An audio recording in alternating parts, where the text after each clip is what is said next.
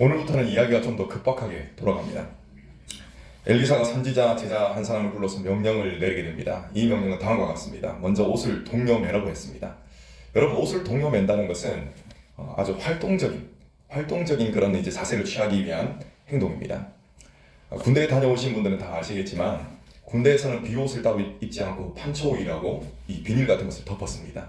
근데 비닐을 막 이렇게 덮었으면 활동하기가 좀 불편하거든요.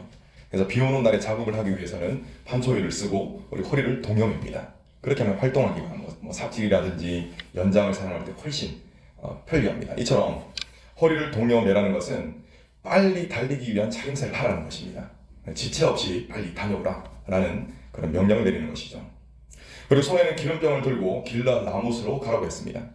또한 예후를 찾아가서는 조용히 골방으로 불러내어서 그의 머리에 기름을 붓고 그를 북이스라엘의 왕으로 삼으라 라고 했습니다. 그리고서는 재빠르게 도망치라, 이런 명령을 제자에게 내리게 됩니다. 제자는 명령을 따릅니다. 예후에게 가서 기름을 붓고 예후가 아합의 집을 멸망시켜야 할 것을 이야기를 합니다. 물론 이것은 하나님의 명령입니다. 선지 제자는 아합의 집안 남자들을 멸절시키고 이세벨을 제거하라 라는 명령, 하나님의 명령을 전하게 됩니다. 그리고 이세벨의 시체가 개들에게 그냥 먹히게 두도록 하여서 수치를 당하게 하라고 했습니다. 기름 부음을 받고 하나님의 모든 명령을 들었던 이 예후는 주변 사람들에게 입단속을 시킵니다.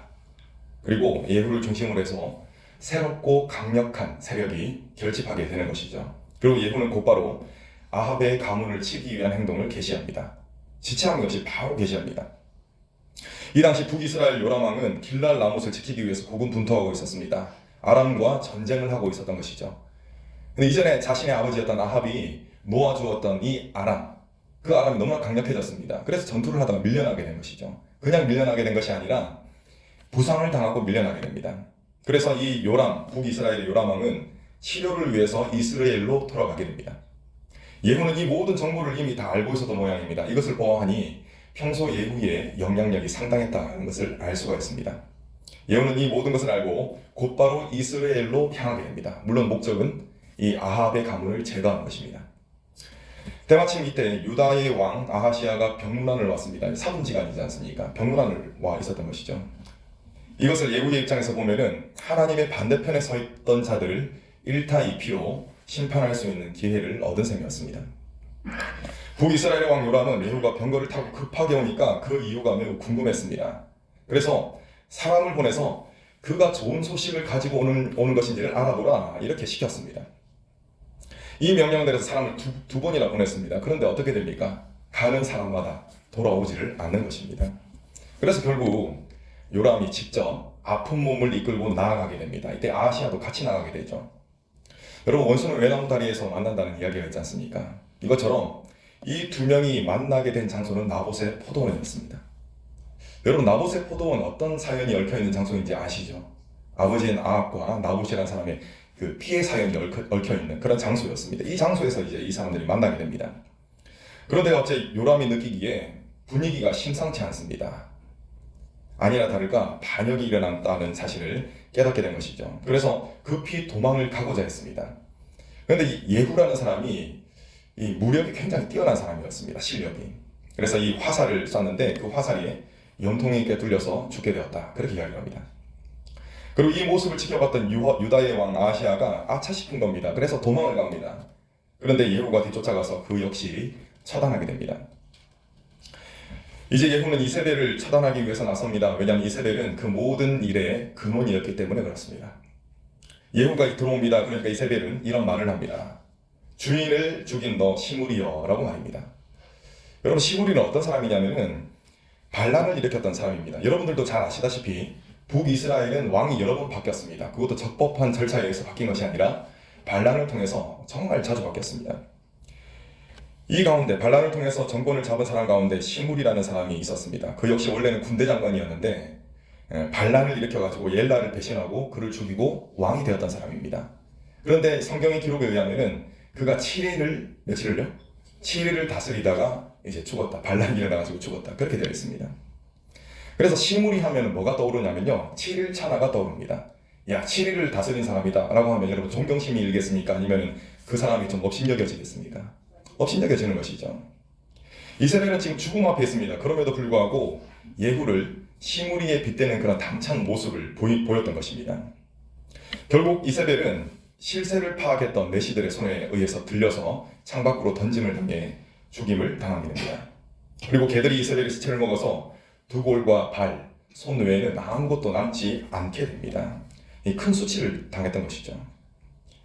이렇게 일어난 일은 그냥 일어난 것이 아니라 하나님께서 선지자 엘리야를 통해서 말씀하신 것들이 그 모든 것들이 다 성취되는 일이었습니다.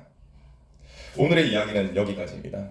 여러분, 오늘 이야기를 통해서 우리가 알 수 있는 교훈이 무엇이겠습니까? 그것은 바로 하나님은 공의의 하나님이시며 때로는 하나님의 이 심판이 더디 이루어진다 할지라도 하나님께서는 반드시 이루어 가신다는 것입니다.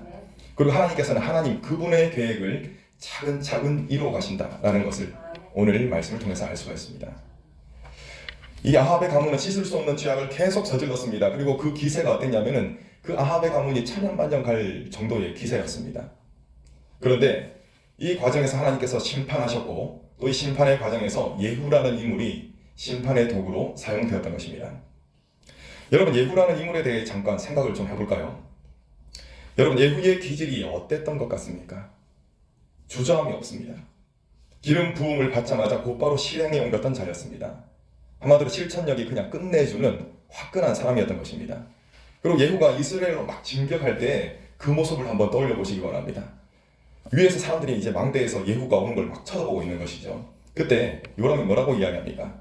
저렇게 미친 듯이 병거를 모는 사람이 누구냐 하니까 예후가 평소에 미친 듯이 병거를 몰았던 것 같습니다. 정말 화끈한 사람입니다. 그러니까 아주 그냥 리더십 끝내주는 사람이죠. 그리고 그가 행하는 일들을 보면 이 아합의 가문을 심판하고 또 뒤에 행하는 일들을 보면은 그가 정말 하나님께서 맡기신 일을 신실하게 감당하는 성실한 하나님의 종일 것 같다라는 생각이 들기도 합니다. 그렇지만 그렇지 않습니다, 여러분.